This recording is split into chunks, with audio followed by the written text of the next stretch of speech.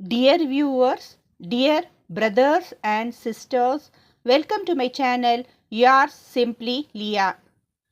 குர்ஆன் juice சுருக்கம் 21 கேட்கலாம். அஸ்ஸலாமு அலைக்கும் வரஹ்மத்துல்லாஹி வபர்காத்துஹு. பிஸ்மில்லா இர்ரஹ்மான் நிர்ரஹீம். ஜூஸ் 21 சுருக்கம் உத்லு மா ஊஹியா.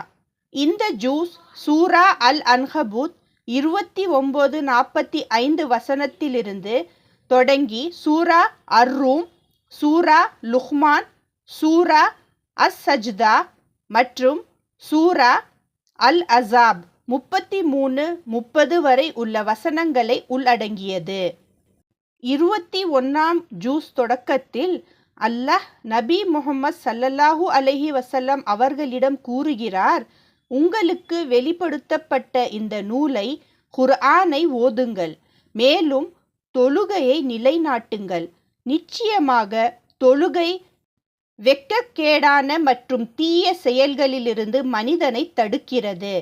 அல்லாஹ் மேலும் வேதத்தார் யூதர் மற்றும் கிறிஸ்தவர்களுடன் விவாதிக்கும் போது நல்ல முறையில் பேச வேண்டும் என்று அறிவுறுத்துகிறார். ஆனால் அநியாயம் செய்பவர்களுடன் அதுபோல் அல்ல. மேலும் கூறுங்கள், எங்களுக்கும் உங்களுக்கும் அருள்பட்டவற்றை நாங்கள் நம்புகிறோம்.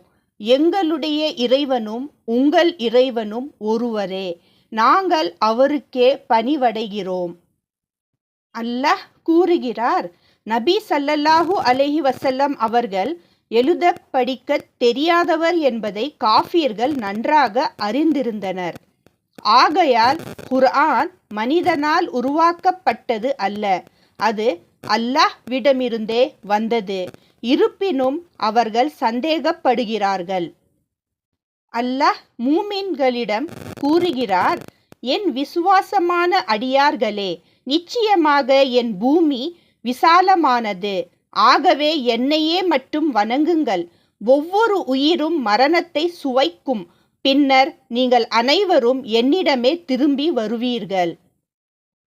பின்னர் அல்லாஹ் நற்செயல்கள் செய்கிற மூமின்களுக்கு ஜன்னத் வாக்குறுதி அளிக்கிறார். அனைத்து உயிர்களுக்கும் வாழ்வாதாரம் வழங்குபவன் அல்லாஹ் மட்டுமே என்பதையும் கூறுகிறார். அன்கபூத் இறுதியில் அல்லாஹ் கூறுகிறார், என் வழியில் முயற்சி செய்பவர்களை நிச்சயமாக நாங்கள் வழிநடத்துவோம். நிச்சயமாக அல்லாஹ் நல்லோருடன் இருக்கிறார். சூரா அர்-ரூம். இந்த சூறாவில்